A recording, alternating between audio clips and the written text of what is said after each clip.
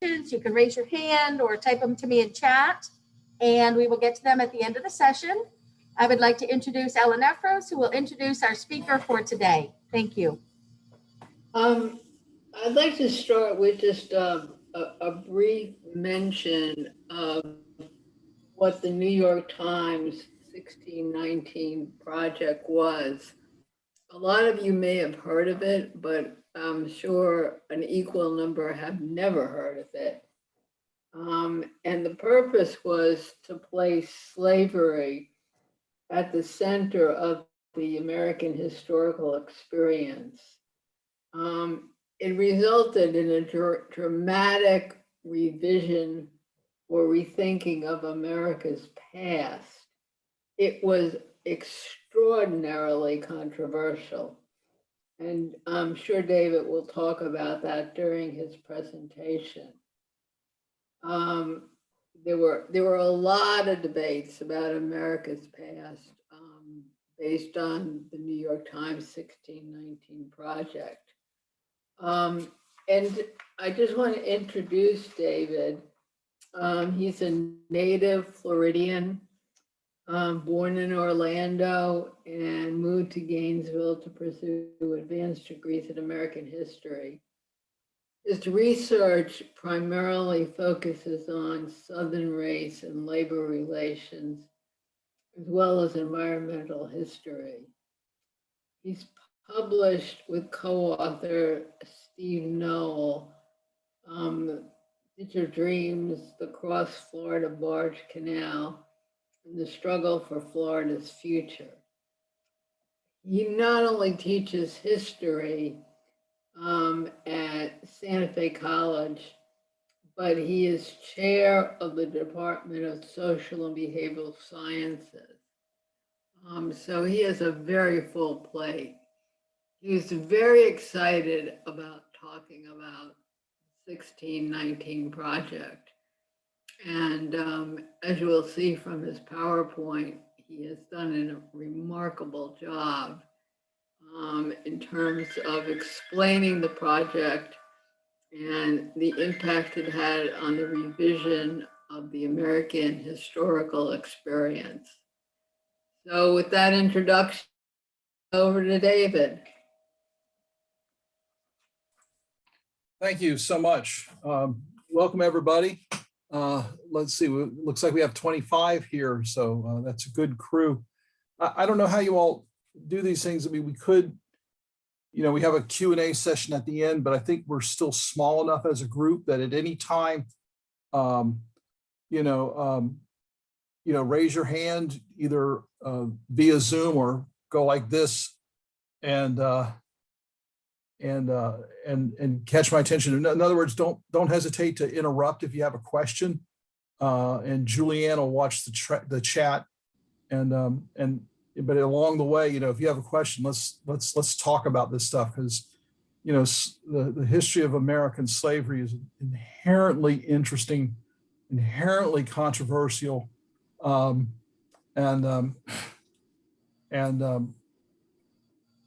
it's something that we just invites more and more conversations. So don't hesitate to get in touch. Hey, so David? Yeah. I also have some participants here in our Oak Room at OCAMIC Live. So good. If you have hands here, I might chime in. Okay. Okay, great. So I'll start the slide presentation in a moment, but just to give you an idea of what I want to do is, and again, we can change it up as we delve into this, but I want to talk a little bit about the 1619 project as it came out.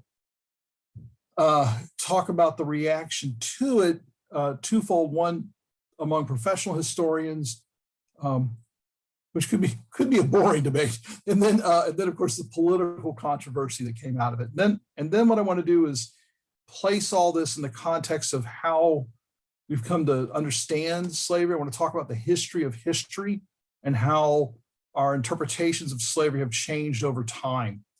And then come back to the 1619 project, talk about some of its central insights, and then talk about what's so important about 1619 itself. Kind of my my take on it and what it means. So with that, let me get things going here. Just give me 1 second to share screen.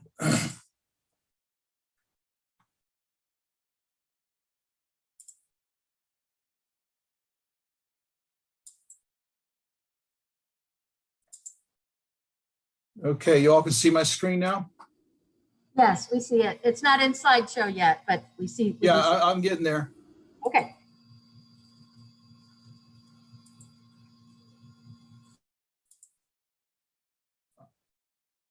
All right, now you see the slideshow? Perfect. Thank you. Great, perfect.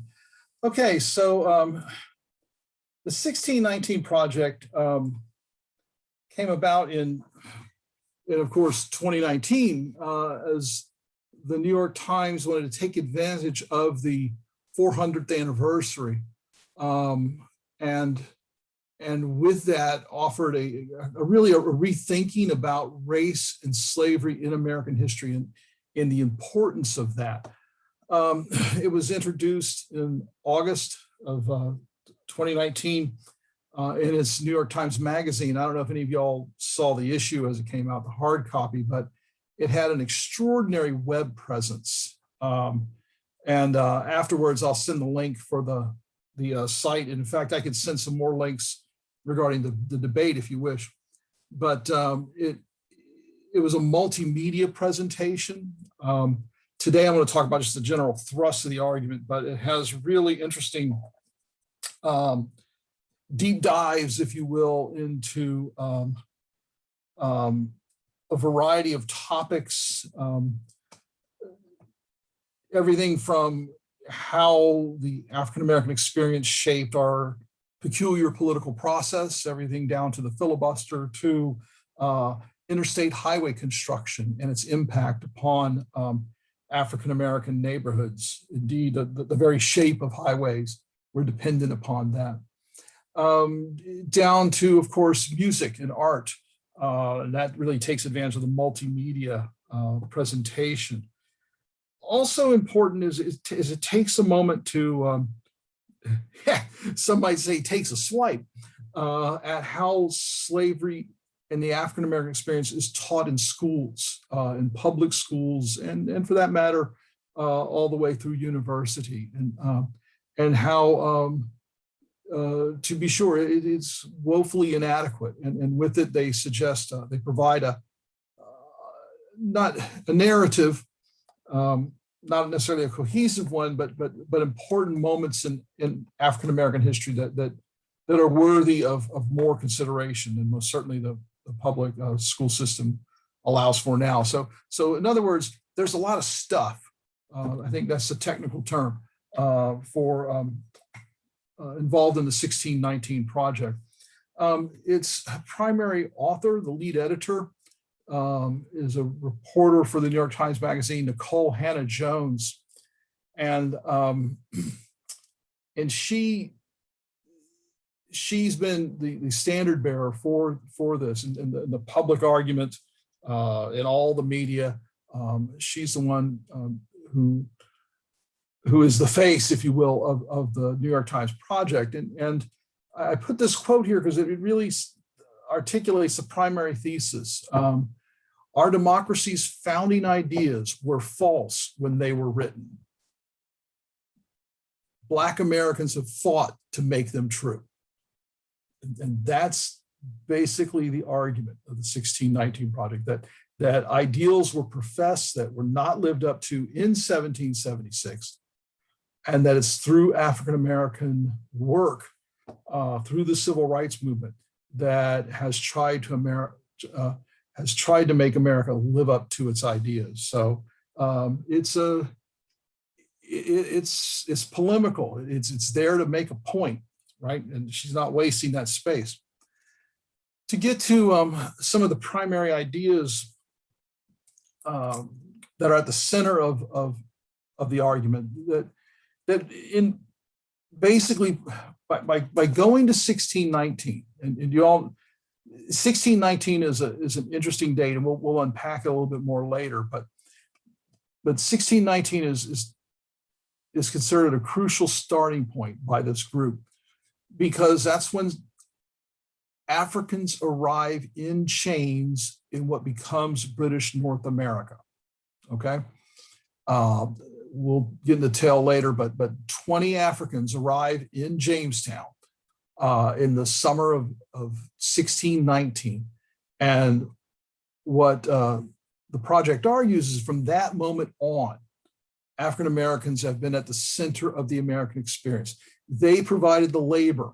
Blacks cleared the land and created enormous wealth for white people, not only in the South, but in the North as well, whether it be through banks, insurance firms, or merchant trade, right?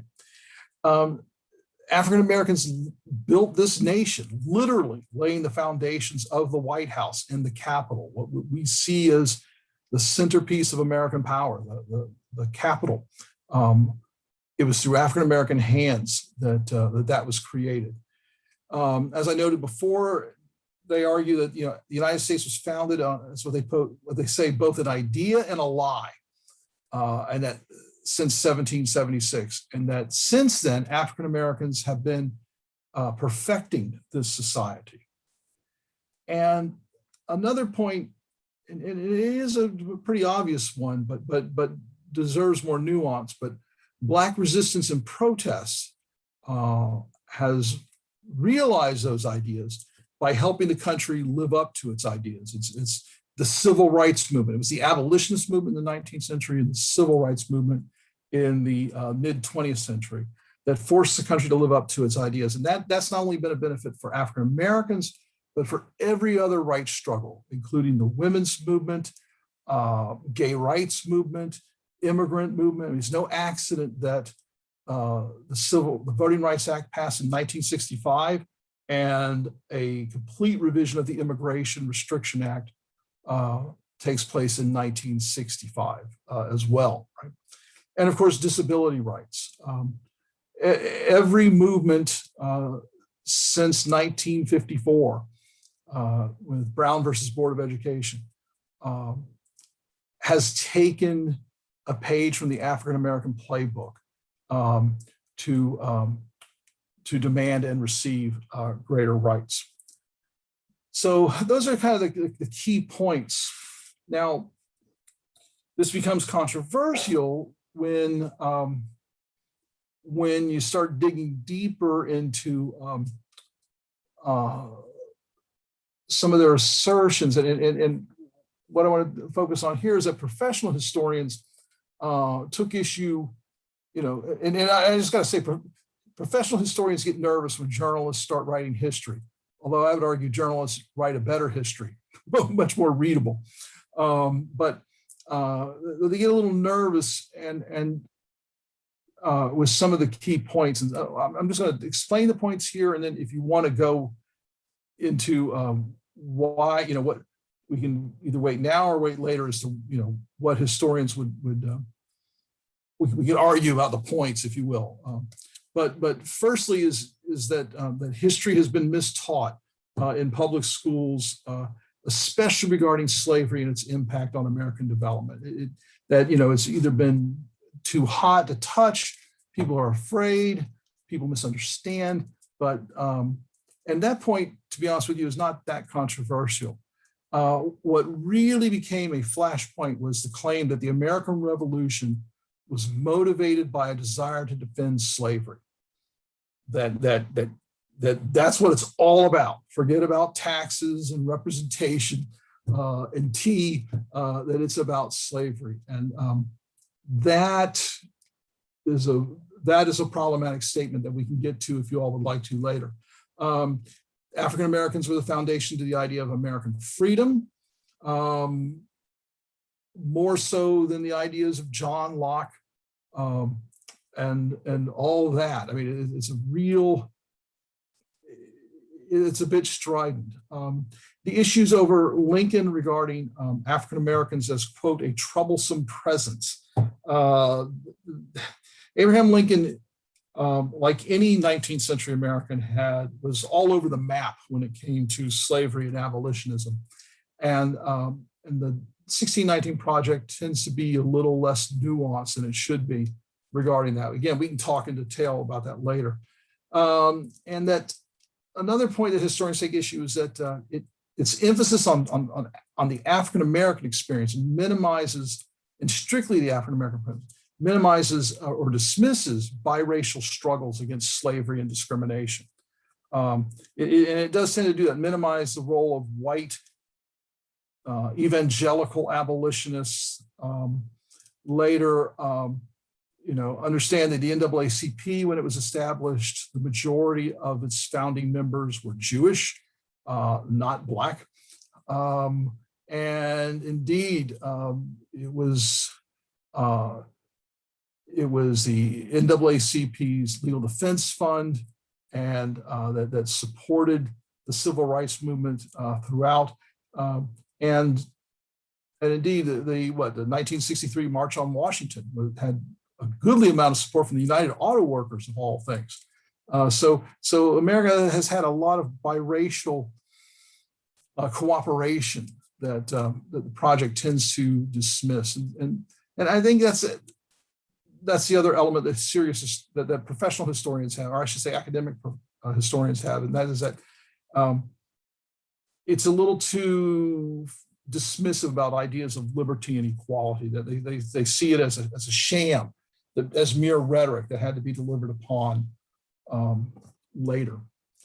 So that's one flashpoint. The other, of course, is political. I mean, immediately there was a backlash from conservative politicians and pundits, dismissing the work as left-wing propaganda, masquerading as the truth, in the words of Gingrich, dark visions of America's birth, said Pompeo, Secretary of State Pompeo, promulgating hatred of our founding principles. And to be honest with you, this was grossly unfair. I mean, what's striking about the 1619 project is that it speaks of the irony of how many African Americans, men and later women, served this country in combat and remain deeply loyal to the American political spirit. Indeed, she begins the article by talking about how her father raised an American flag every morning at their house,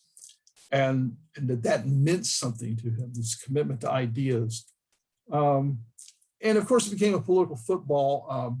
There's been, talk of, any public school who uses the 1619 project will be denied federal funding and all of that. And the general complaint is just, what the hell is so important about 1619, right? That's what a lot of people would say. Why 1619? Now, I got to say, this was largely the criticism in the early summer of 2020. And just to throw it out to you all out there, what was going on in the summer of 2020? Why would this become controversial? Anybody?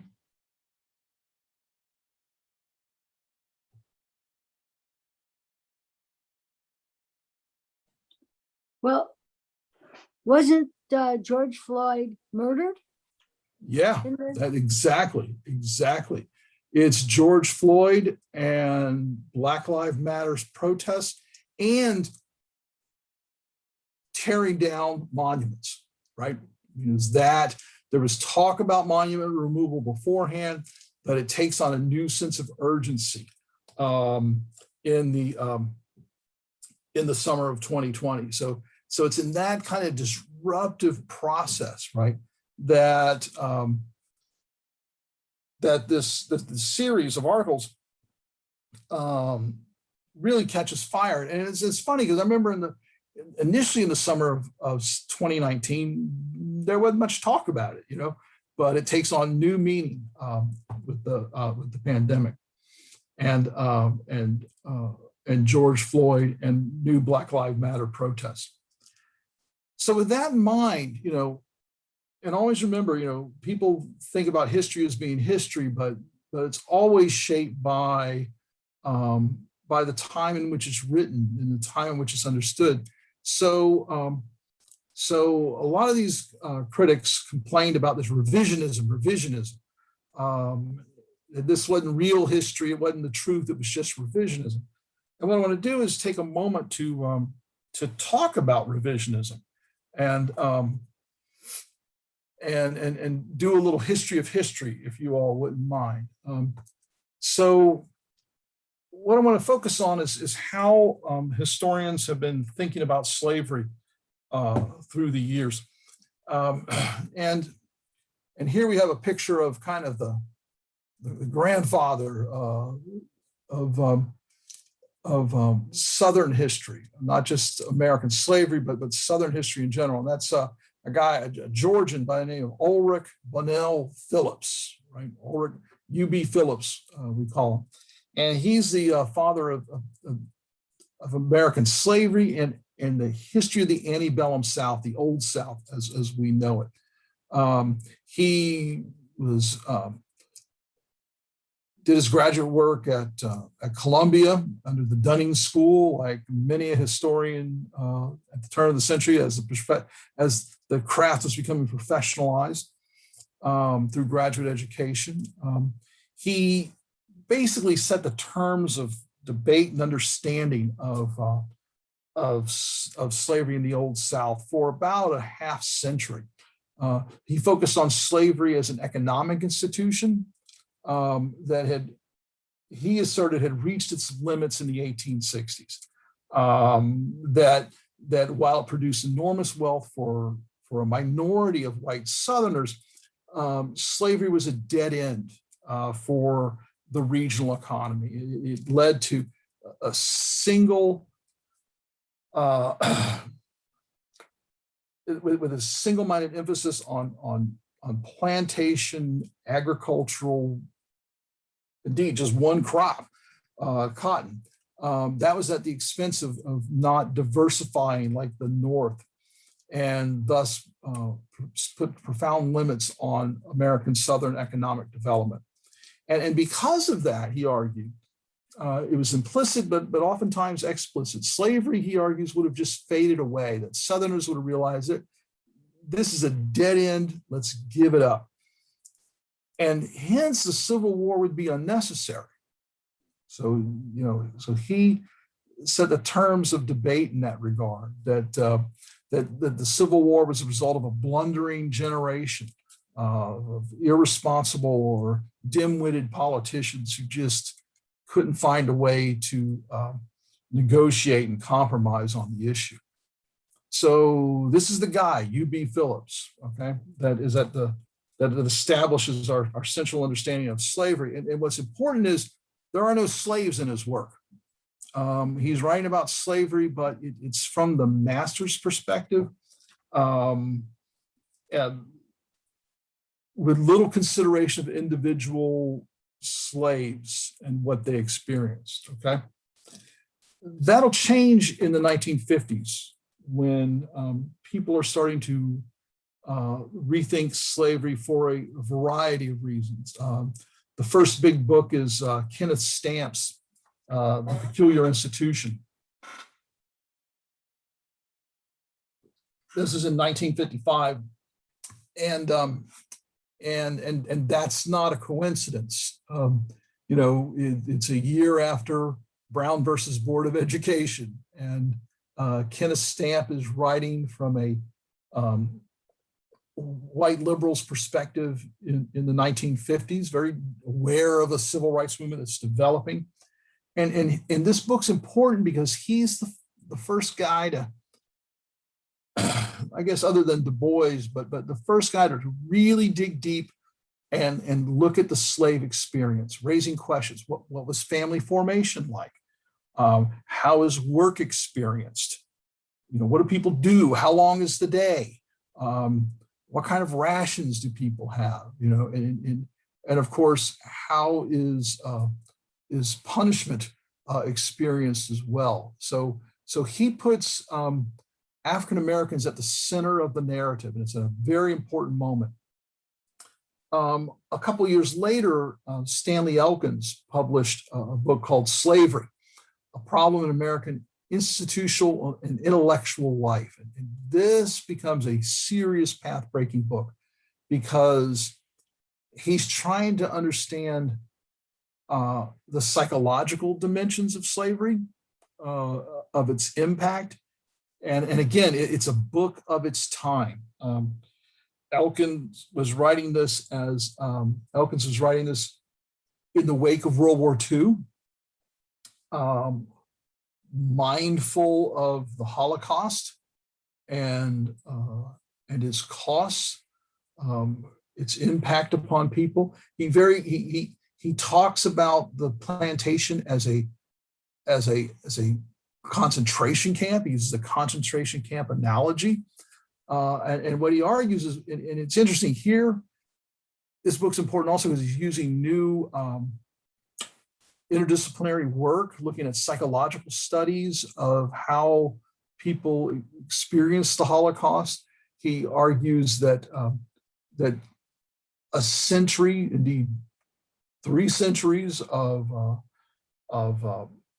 enslavement had to have a cost upon the African-American population. It led to an uncomfortable term, most certainly for today, but the book was known back then for its, quote, Sambo thesis. And what he argued is those racist stereotypes of the shuffling, lazy, shirking Sambo had some roots to actually lived experience, and it was the psychological cost of living under enslavement. So in other words, African Americans were victims in every sense of this cruel system, which is an obvious point. But again, he's writing this in 1958, and this becomes a serious point of contention because Martin Luther King Jr. isn't going to agree that he's a victim, so to speak, a crippled, a soul-crushing, crippled person from plantation slavery. And Malcolm X most certainly would disagree with that point, with that view. So it's an important book because it causes a rethinking. And in the 1960s, what you'll see is a generation of historians who are really looking at Black agency, trying to see how not what masters did to slaves, but what slaves did in this system.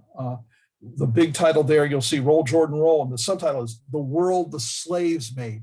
And Eugene Genovese, this New York Italian-American communist, he wasn't a he was a communist, he was a member of the CPUSA, brings an extraordinary analytical heft to the debate as a Marxist historian. And he's looking at, how do slaves, negotiate this disparity in power? They can't rebel outright because they'll be killed. One of the differences of slavery in America compared to other places, like say the Caribbean, is that there was always an overwhelming white majority and all of them are armed to the teeth.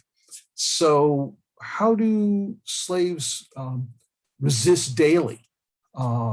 Breaking tools, feigning pregnancy, stealing, and what's interesting is by this point, he's drawing upon these narratives from slaves that were taken by former slaves, I should say, in the 1930s under the WPA. The Federal Works Project Administration had the Writers Project, and they sent writers to the South, finding as many old folks as they could, and they said, just talk to them. and there's a 16-volume collection of slave narratives that I'm telling you, at any time, you should just read them. They're amazing, talking about how slaves navigated their world. At the same time, a very different book came out, Fogel and Ingerman's Time on the Cross, which looked at the economics of slavery. He started asking very pointed questions. what is not just the diet of slaves, but what's the caloric intake? Does it allow for proper nutrition? If not, what is the frequency of illness or disease that comes from that? How many times is a slave whipped on a plantation? How many times does a slave experience not just the whipping post, but how many stripes upon the back? It's a dense study. And it's important to note because here, new computer technology, mainframe computers are allowing historians to start crunching a hell of a lot of demographic data. And it started to yield important insights. There's a reaction to that book, and that that it reduces human beings to as literally mere economic units down to caloric units, and it prompted a widespread debate and a widespread public debate. I mean, some of you all may recall back then, but this was a glory time for historians. People were invited to talk shows, to talk about their arguments. Genovese was on the Tonight Show of all things to talk about this. So it's really part of a larger public debate. Since then, what's been interesting about the literature on slavery is that people have been looking for, in a word, how to complicate the picture, to ask deeper questions. The one book I have there, Ira Berlin's Many Thousand Gone, is an amazing book that, one, pushes the narrative back. All these books I talked about beforehand, and most books, when they talk about slavery, it's antebellum slavery. It's slavery from 1800 to 1860. But Berlin is saying, look, you got to understand what's going on with slavery over time and space. And the space is important because, remember, until 1776, slavery was not a Southern thing. All 13 colonies had enslavement. Now, there's a difference between a society with slaves and a slave society. The Old South, a slave society. But what Berlin is looking at is the experience of, say, slaves as dairy herders, working dairy farms in Pennsylvania. Most interesting is whaling ships off Nantucket in New England. And the experience of a slave on a whaling ship is dramatically different than someone cultivating rice in South Carolina.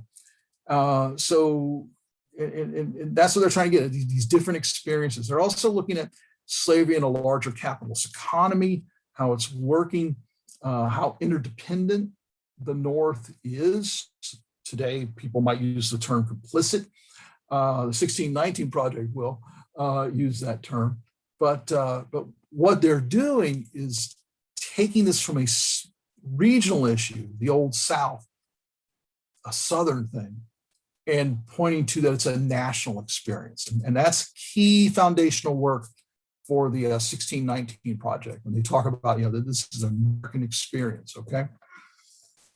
One more book before we get into the argument, and if you have to read one book on American slavery or the American South, this is the book, Ed Morgan's American Slavery, American Freedom. And it's a wonderful book because, one, I just got to give him his chops for being a master marketer. I mean, he made it a point to publish this in 1976 to spark a debate during America's bicentennial about the meaning of independence. And it was a sharp departure for colonial studies, because beforehand, most colonial studies, when we think about colonial history, it's all New England. It's all New England. It's all Boston. And that's because most historians were trained at Harvard. Ed Morgan was trained at Harvard as well, but he was a deviant, I guess. And he started looking to the South and broke new ground here, in part because of demographic data. Again, the computer technology allowed him to get into parish records, plantation records, and really unpack the experience. And what he's doing is exploring the first century of Virginia's origins. That means 1619, but those crucial years before it. And what he argues is that forced labor is at the root of Virginia's experience. And as the first colony, that means the American experience, right? And what he does is he focuses on a central irony of 1619. And the 1619 project doesn't mention this enough, I don't think, but you know, a month before those slaves arrived, Virginia established representative government for the first time. The company allowed the colonists to create their own government, what becomes known as the House of Burgesses, and they meet in July of that year. And within 30 days, 20 slaves arrive in chains on Virginia's shore. And what Morgan does, he points, the fundamental irony of that. And what he would argue is the interconnection of that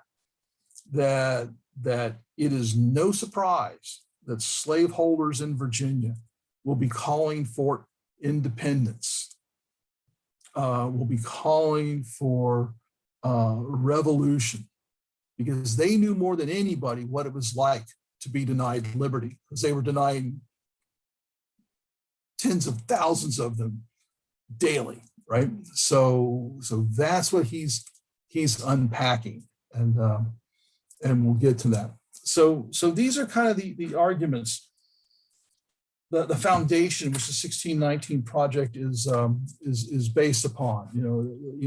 The importance of labor, the importance of slave ownership to a generation of Virginians who were wrestling with the notion of liberty, and those are the basic arguments. Okay.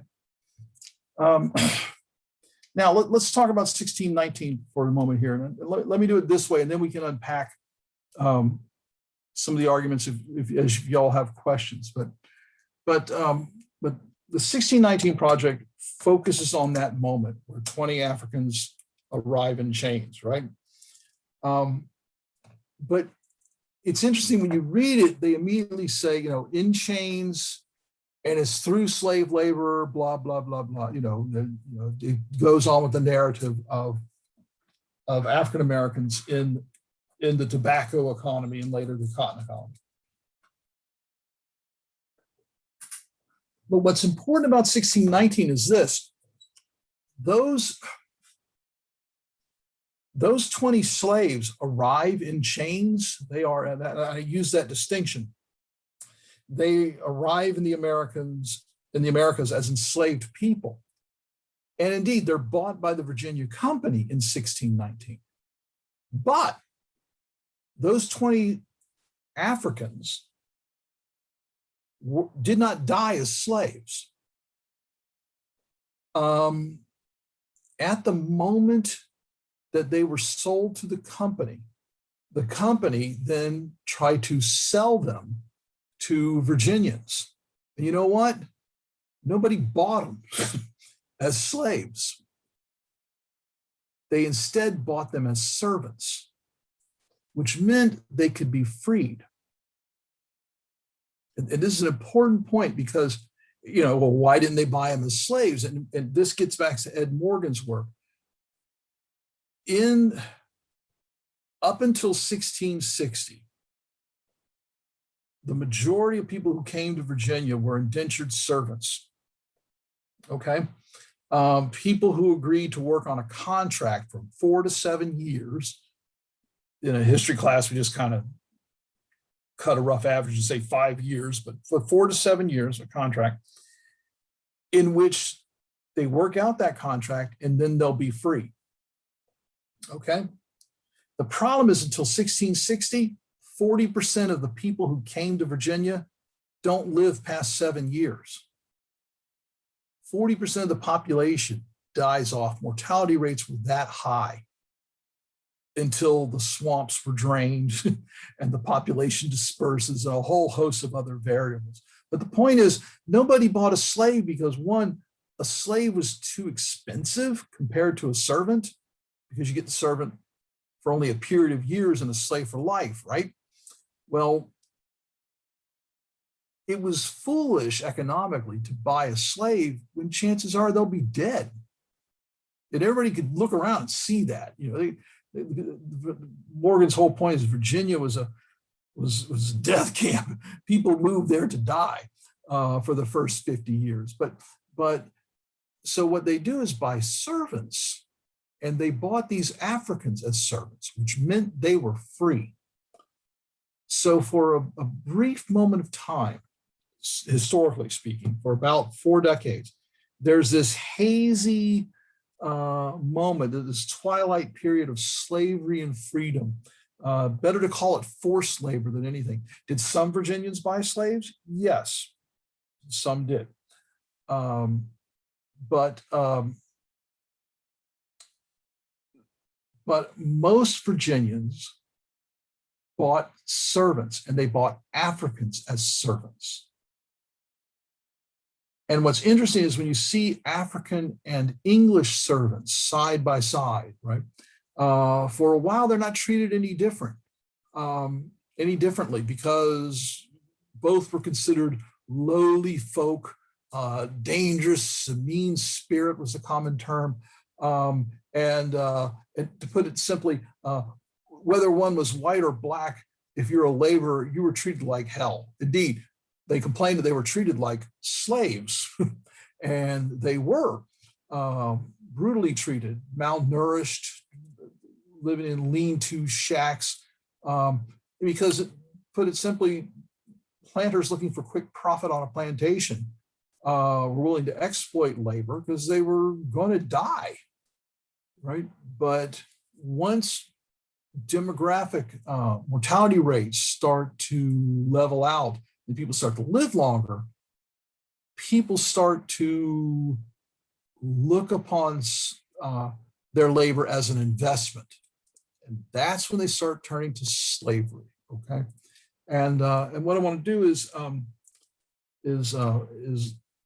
of end with this story, and then we can unpack some of the details of other things later. But that's the story of Anthony Johnson. This is not a picture of Anthony Johnson. This is commonly associated with Anthony Johnson, but we don't have a picture of him. But this guy is important to talk about because his story is just amazing. I love talking about this in class because it just surprises students again and again. And Anthony Johnson lived. We know he lived till about 1670. We know he died in 1670. And it looks like he was born around 1600, but he arrives in Virginia in 1623.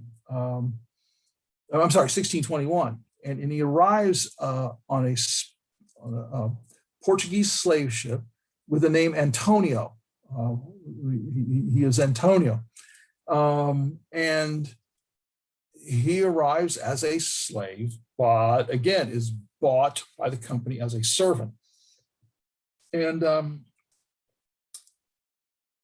1623, he's lucky enough, a woman from Africa with the name Mary arrives on a ship called the Margaret, and they marry and are married for 40 years.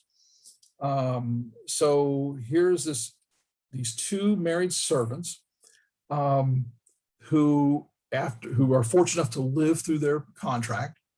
And what they do is sharecrop when they come out of their contract, and are lucky enough to turn a profit. Yeah, Rick, you got a question? Sorry, I can wait till the end. Okay, but so they have they turn a profit, and here's the key. He takes his profit and he doesn't buy land. He instead buys servants. Because at that time, the Virginia Company gave 50 acres of land to any planter who had a servant. So he gets 50 acres of land plus another man to work it. And then the next year turns a profit, and guess what? Buys another servant because he gets more land. And what happens is by the 1650s, he's got 250 acres of land. And he has control of 5 servants, 4 of them white of English descent, 1 of them black of African descent. Indeed, that African will become a slave under Anthony Johnson's ownership of the contract, right? But that's how planters were able to build these large estates. If they could control the labor, they got free land for a while. And it enabled them to build these large plantations, right? From that, and here's a man from Africa with 250 acres of land. Later, between him and his sons, he'll have 550 acres of land. And this is what's important about Anthony Johnson. This is why we know about Anthony Johnson. In 1652, he's going to get into a dispute with his neighbor. Well, no, I'll take that back.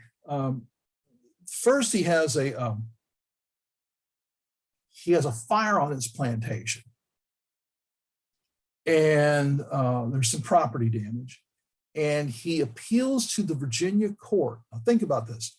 A dark-skinned man from Africa who arrived in chains appeals to the Virginia court for tax relief. And you know what?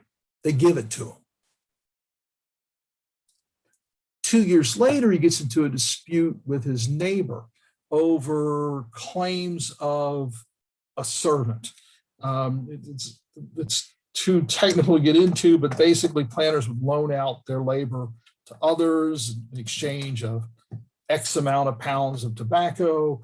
And they get in this dispute. His neighbor claims that he owns the laborer's contract. And Johnson says, no, I own it and everything. And so he sues his neighbor in civil court in 1654.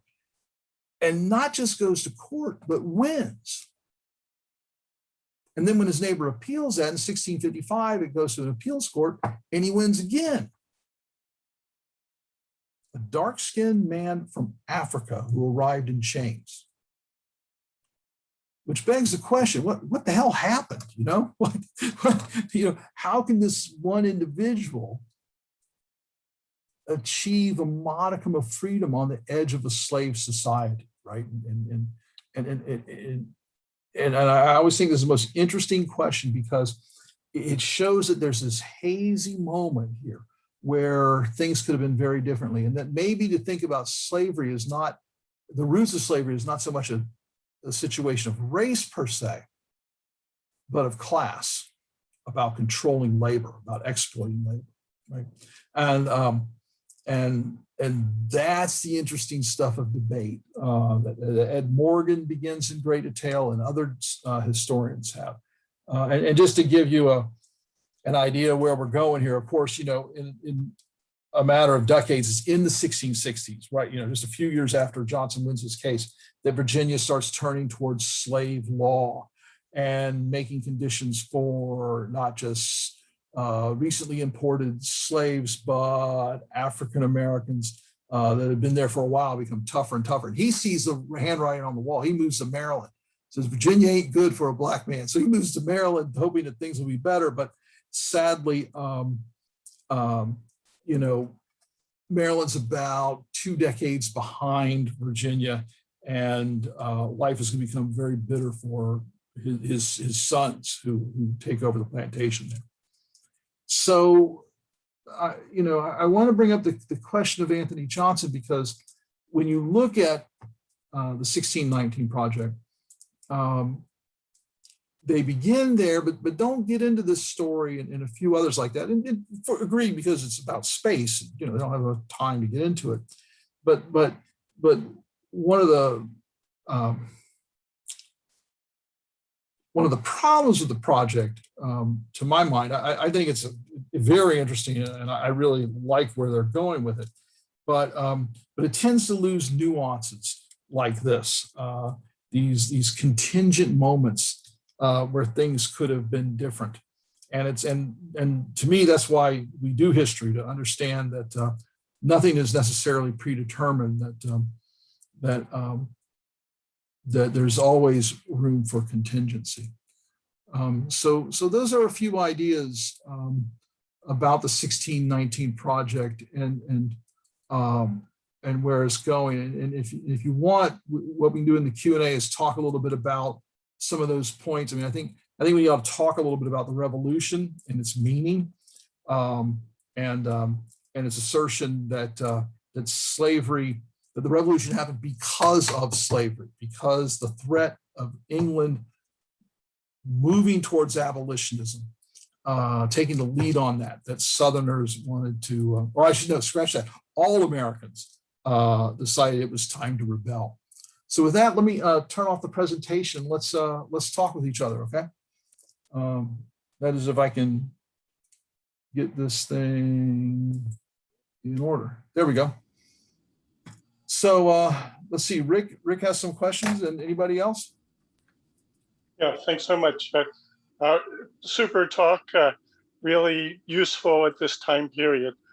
I wanted to go over treatment by the Trump administration and conservative political leaders about history and training in education.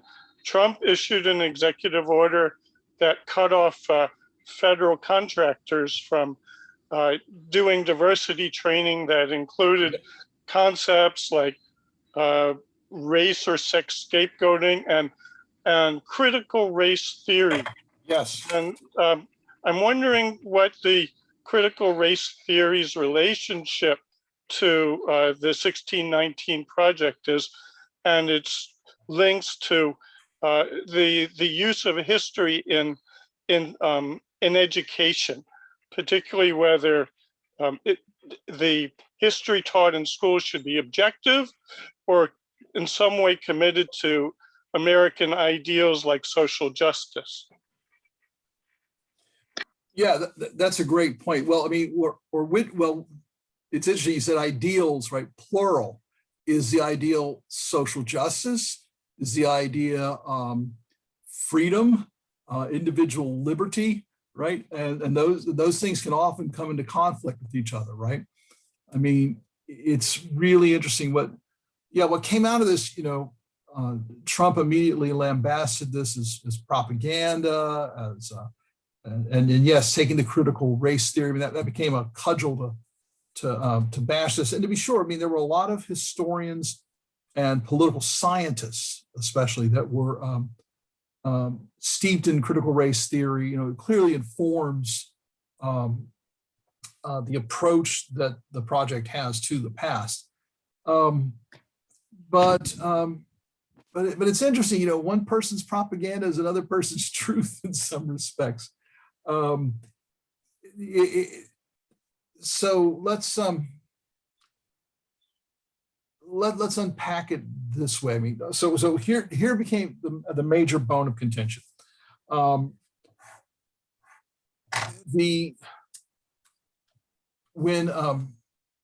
Excuse me one second here. When Nicole Hanna Jones wrote this, she of course was, this is a polemic. This is made to lay an argument down and say, this is how we should think about history. And when you do that, there often won't be room for nuance. And one of the big stretches they made, and it really made a lot of professional historians, serious academics like Gordon Wood, Sean Mullentz, heavyweights since the 1970s. And that was the assertion that the American Revolution happened because Americans distrusted London, because there was a movement of abolitionism there that threatened the American slave trade. And they point to a court case in 1772 as evidence. And the point is, to be sure, slavery was experienced in all 13 colonies. But if you're an American dock worker in Boston, you don't care about plantation slavery. It means nothing to you. I mean, it was so divorced from the ordinary experience of New Yorkers and Bostonians and Philadelphians, in which, you know, the urban experience. I mean, if anything, you can make a case that the revolution was born of in an urban crucible in some respects, and so that is the weakest argument, and that's important, because what that means is, you know, if you drop the ball on 1776, what the American Revolution is all about, and the rhetoric of individual liberty and individual rights, and more importantly, the notion of equality, then you have some serious flaws in your argument. Hannah Jones says that she's going to, you know, this is all going to be published in a book in the near future, and that will be under serious revision, and that she'll correct that. But that's what this, in some respects, becomes a debate about the meaning of the revolution, you know, for Americans today, right?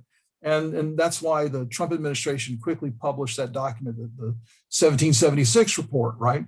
Trying to emphasize those ideas of the revolution, and what's important is that, you know, the 19 Project, they're not dismissing those ideas.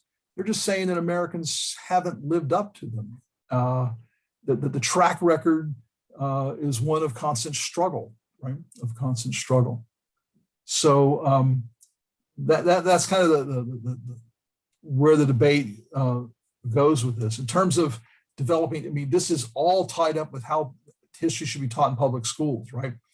And what you're seeing now is, you know, and for me, as the head of a social science department, I'm quite pleased to see politicians talking about the importance of civics education and all that. But I have a feeling they have a different idea of what civics education is than mine, right? And that becomes the interesting question. What is the civic idea?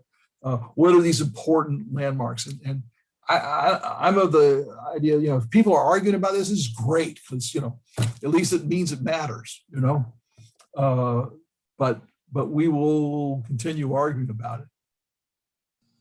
Does that help? Yeah. Anne Marie, what? Yes, thank you. Thanks for trying not to pronounce my last name, since it's been mispronounced so much. No way, Rizzo, come on. I know. Okay. I should be used to it. I should be used to it. There was a letter to the editor this morning that just feeds right into what you're talking about. And I just would read a passage of it. It's by Sally Hayes. And maybe you could write a riposte to this. But she says, as a citizen of the county, sadness was my first reaction to hearing about the name change at Haley Plantation. And she says, yes, it's a shame that over the past several years, pseudo-intellectuals have been quite successful in guilting many present-day Americans, of course we're not guilty, over our nation's past mistakes, slavery being the most obvious and disgusting. This has resulted in historical monuments being moved or destroyed, as well as name changing. Sadly, it would seem that powers that be at Haley are among the gullible and guilt-ridden in our area, and there's more. But it didn't occur to me quite so strongly, or in local parlance, that when we're talking about historical revisionism, that's exactly where she's coming from as well. I mean, you know, she is complaining on the other side about how we are revising history. And I don't know, it's very difficult for me to wrap my head around that one, but there's got to be some peacemaking somewhere along the way. Otherwise, we're going to keep getting letters to the editor that are misrepresenting what I think is going on. Comment, yeah, that's a great point. Yeah, you know, it's funny. The story on Hale Plantation broke this past week, right?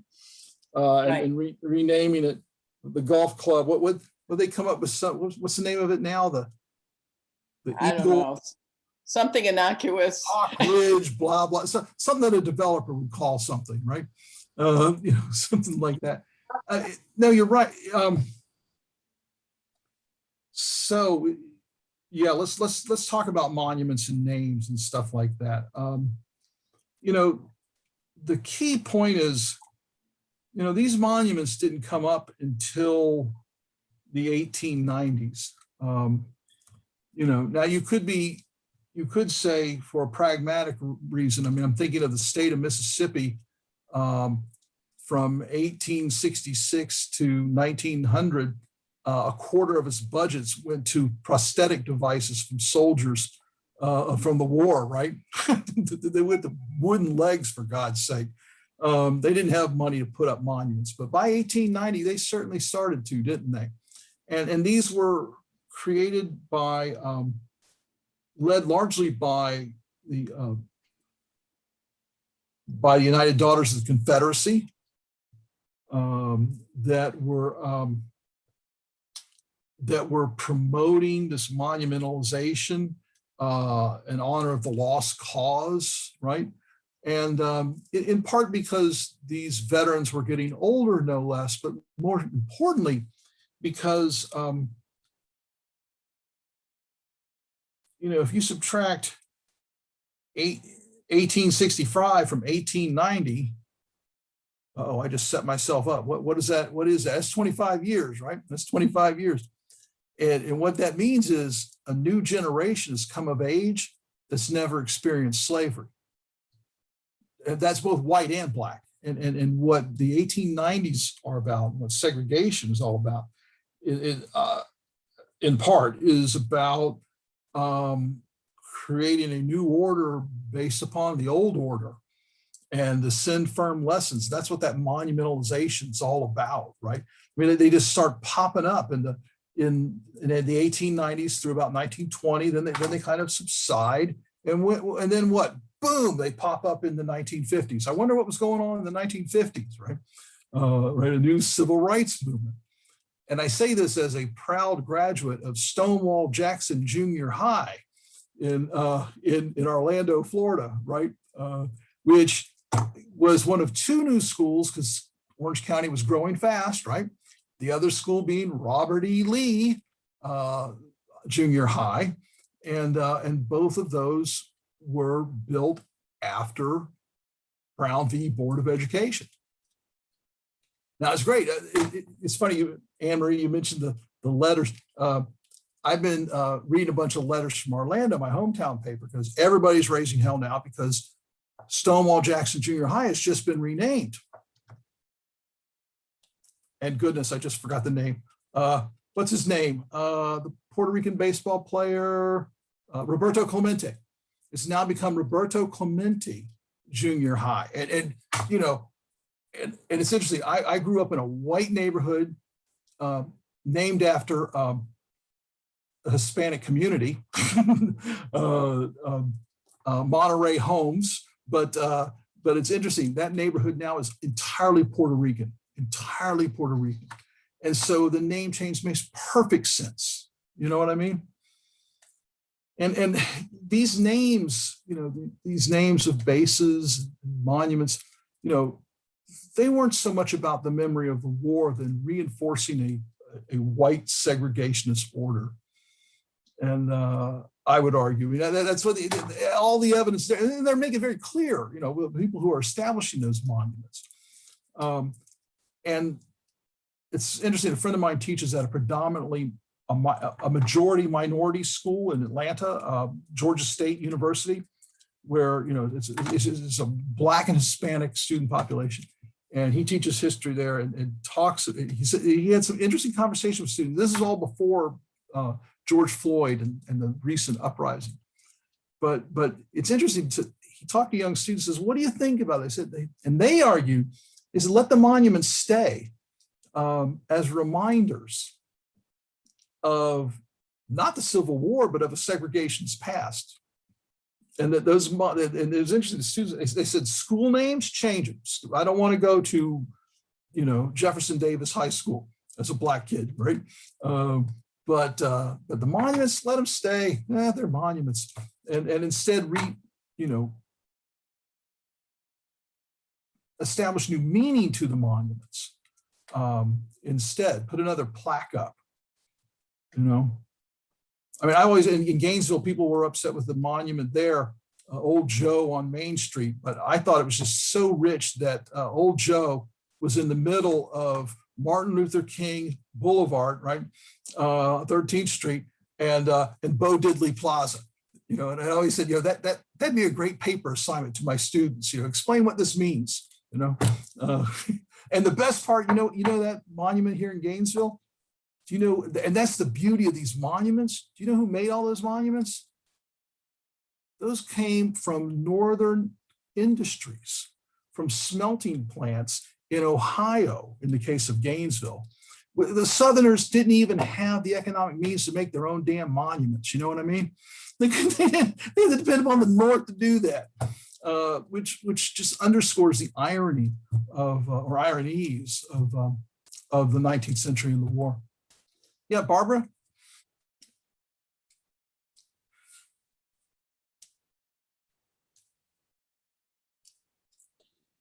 Hi, Dave. Thanks so Hey. much for a great lecture. When I first read the 1619 project, when it first came out in the Times, as a proud descendant of Boston, as you know, I was very annoyed by her interpretation of the American Revolution, of course, and still am. But I think one of the most important points you've made today is this whole question of nuancing. And that is not evident a lot in the 1619 project. And it's where historians have really criticized her. So I have to say to myself, this is revisionism, just the way some of the early recent studies of slavery were revisionism, the whole Marxist interpretation. And so if it fosters a furious debate about slavery and its importance, which it has, then she's accomplished her purpose. Even though people will pick apart some of her facts and interpretations, she has sparked that debate. And so that's my feeling. I don't know how you feel about it, but I think that's probably the most important thing that's going to come out of this. Yeah, I think so. Well, firstly, let's get to the Boston thing. And I'm a Southern boy, so I don't mind trashing Boston that much. But not the Red Sox. But this is the thing. I mean, it doesn't mention in there. For example, I mean, again, slavery was in all 13 colonies. Right. In, let's just say 1775, right? When Lexington and Concord happens. But what's interesting is, what happens? Northern colonies, as they become states, rewrite their laws, gradually eliminating slavery. During the war, they promise emancipation to slaves who volunteer to fight. And what's interesting is, what comes out of the revolution is that for the first time, there's a North. You know what I mean? There is a North, the North with a capital N that symbolizes freedom. And if you're an African-American in Maryland, you're saying, hey, all I got to do is go a few miles, and I'm free, and that didn't happen before the revolution. There's a rhetoric to the revolution, and the revolution, those words are not empty rhetoric. They may not have been delivered upon, but as you well know, the big debate with Frederick Douglass and Garrison is, what is the value of the Constitution? And for Douglass, it is dear, that it is the roadmap to freedom. It's going to be a long struggle, but I mean, I think this will, there's a lot of good stuff there, controversial stuff about slavery and the role of capitalism, particular forms of capitalism. I think you're going to see a generational debate coming out of that. That could be really interesting. Some good research for that. My trouble is with the issue of activism and cross ethnic groups activism. To be sure, there's no doubt that African-American activists are the foot soldiers of American equality, but they had their allies in the populist movement, with the American Communist Party, with the American Civil Liberties Union, and the NAACP, and then of course the rise of ethnic nationalism in the 1960s. There's a lot of cross ferment, the Black Panthers and the Students for a Democratic Society. So it's all that's kind of washed away, and it's important to consider, because that's in the end how real social change is done across these different groups, I would argue. Right, Julianne? I do have a chat question that came in mid-lecture. It says, has anyone studied the descendants of these original servants? Were they considered free or what? Well, that's interesting. So they ended up dead. that's what you mean. These original, the original 20 servants. We don't know much about them individually, nothing at all. But we do know that that some of them, I can't. Ed Morgan probably has the data on this in American Slavery, American Freedom, but they do become free, and their descendants do. Now, what happens is, and here's the rough argument really fast, because I feel like I need to get back to Anne Marie for a moment with the monuments question. But at a critical, there is a point where the Virginia colony can live with this ambiguous moment of some workers free, some workers slaves, some workers servants, right? They can live with that with the importation of African labor. But at a critical point, when the numbers of Africans start to increase, Virginians start creating a coarser body of law that is designed exclusively to manage slaves. And it happens as again, when the demography changes. Once mortality rates extend, people start buying slaves because it's a good investment, right? In the tobacco trade. And what'll happen is, you see it in 1662. What do you do with these, to use the language, then these mulatto children, the children of Africans who are being born? What is their status? They look partially white. Well, in 1662, the Virginia law makes it very clear, they're slave. All descendants of slaves are slaves. Before that, that wasn't the case. Indeed, real interesting, before 1660, the distinction of how one is a slave and one is not based upon race, but of religious status. It is it is culturally taboo and against the law to enslave Christians. So a lot of African laborers are finding Jesus, you know what I mean? Whoa, and suddenly they're free, you know what I mean? And they'll put an end to that very quickly. In the 1660s, people of African descent are slaves, right? Children of people of African descent are slaves. And then the laws start to change to the point where by 1792, it is against to intermarry racially in Virginia, and it is against the law for an African man to raise his hand, even in self-defense, against a white man. There'll be 30 stripes on the bare back if you hit a white man, right? And that's when you start to, that means slave or free. And that's where you start to see that line where, it's a racial vision that once wed. And that's why people look at Virginia. It's more than it's just the first colony, but it's the first colony that that undergoes this process, right, of plantation labor and racial control. by the time South Carolina is created, they already have a model out of Barbados and Jamaica about how to manage a slave labor force, and they do it ruthlessly.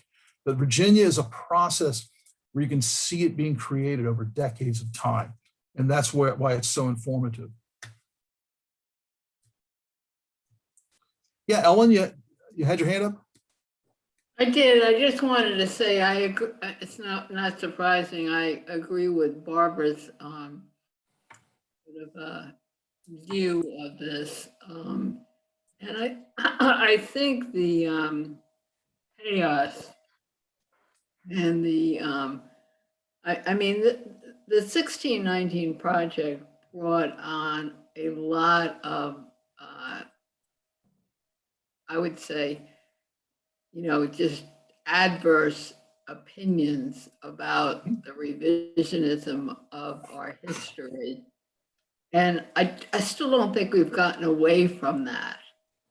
And I think this debate will continue because there certainly is enough people out there that don't want to think about slavery, number one, and certainly don't want to think about revisioning or revisiting the American Revolution and what it stood for.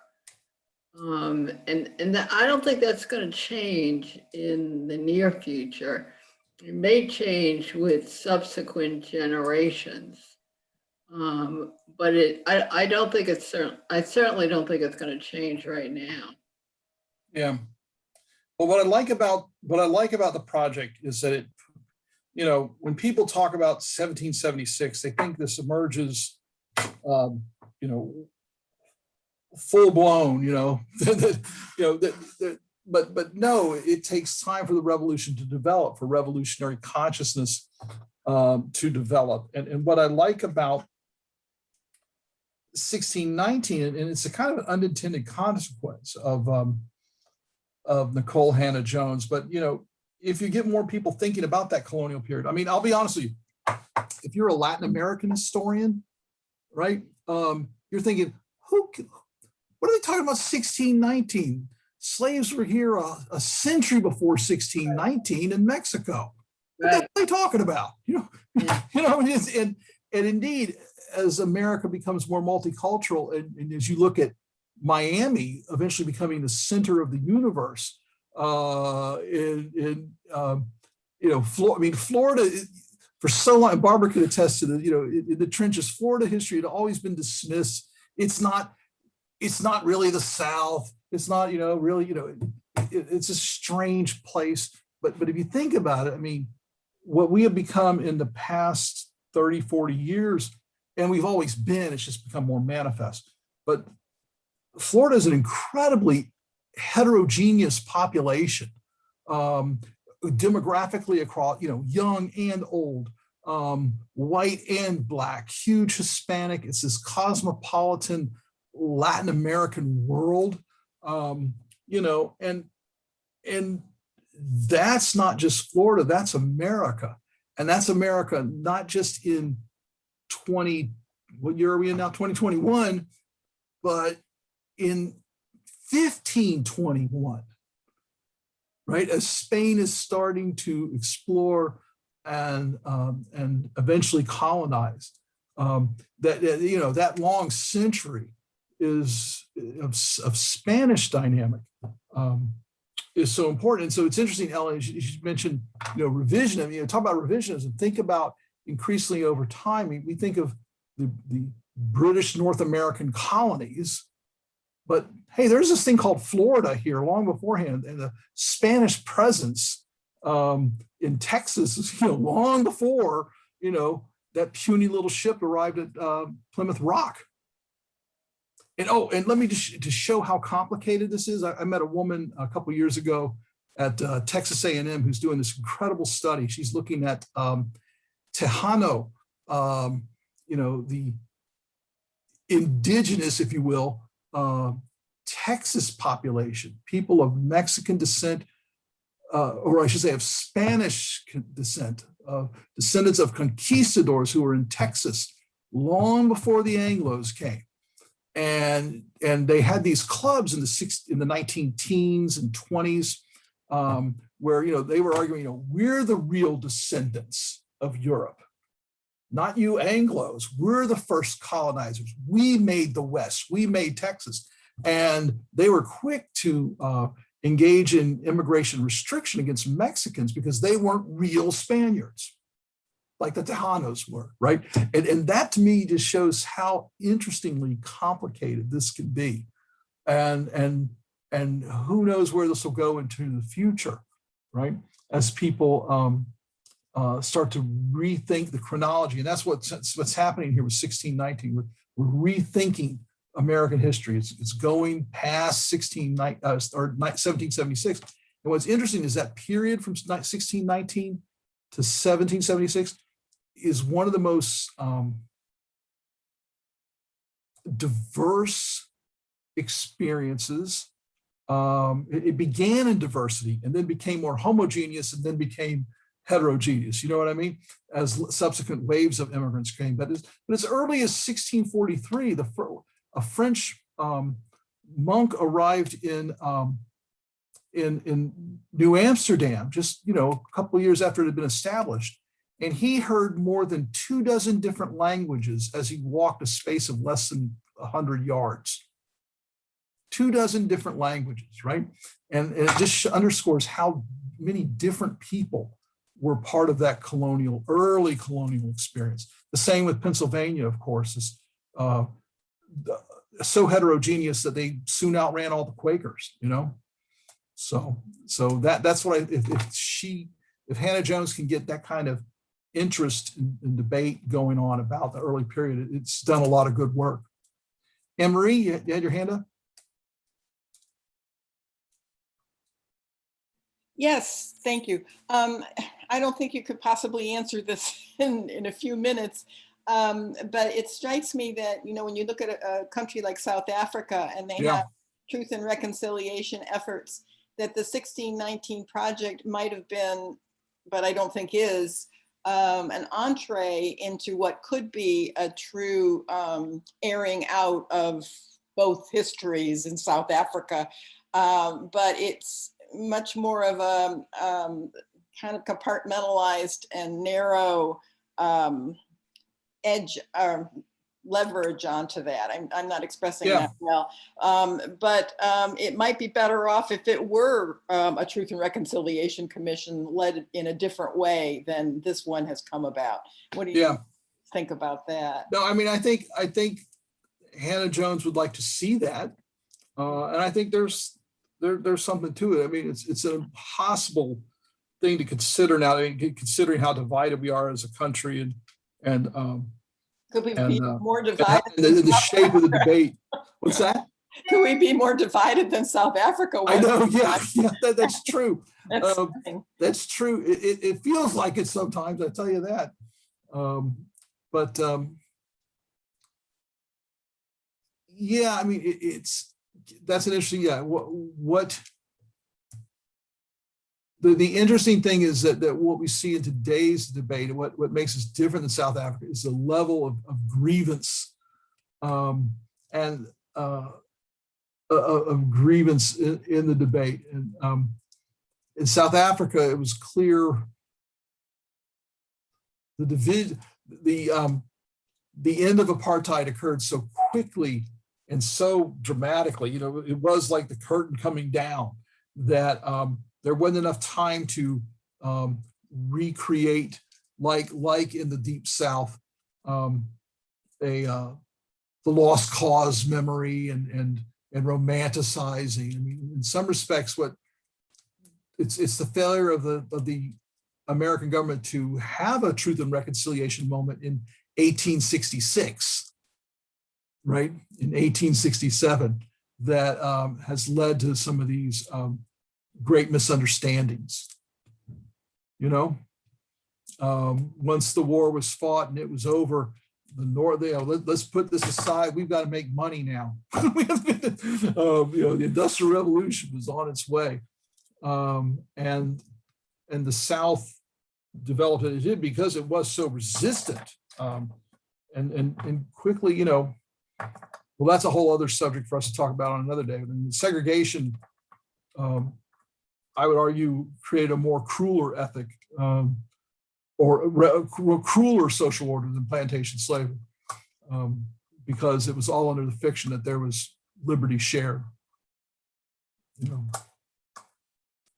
if you ever, there's a great little book. It's old now, but boy, just get it. It's 106 pages. Eric Foner. It's called Nothing But Freedom, and and he looks at the origins of Reconstruction from the issue of labor. And what he argues is that, you know, slaves were giving nothing but freedom, you know, which is, we say is pretty valuable, but it doesn't mean a damn thing if you're starving, right? And that without land, what you had was immediate dependency and exploitation. And that, you know, especially when you look at the rise of debt peonage and convict labor, and you know, there was no free market capitalism in the American South after 1865. It's not. You know, the criminal justice system operated as a labor recruiter, a day labor provider in some respects. But that's a whole other subject. But Nothing But Freedom. It's an amazing little book, and Foner is a beautiful writer. It's beautiful to read, Foner. So I guess it's closing time, or what? I don't see any other questions. Ellen? No, I think we should let David get back to his day job. Oh, this was much more fun. I tell you, I haven't. My life is ordinarily filled with spreadsheets and phone calls. Yeah, I'm sure it is. Fun. Thank you all so much. This was a real pleasure. David, you did a fantastic presentation, and I think you really clarified some of the issues in the 1619 project. Your PowerPoint is terrific.